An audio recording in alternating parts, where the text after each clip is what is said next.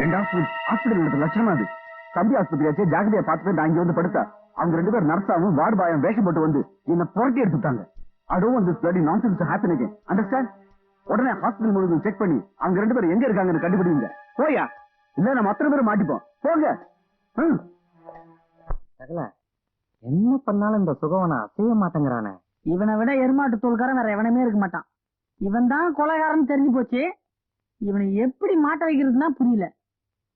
Party ஒரு அருமையான idea.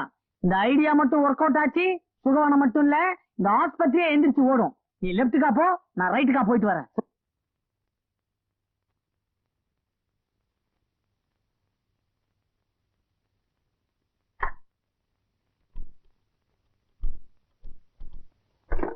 S hello Maruthi nursing ஹோமா? நான் சொல்றத கவனமா கேட்டுக்கங்க.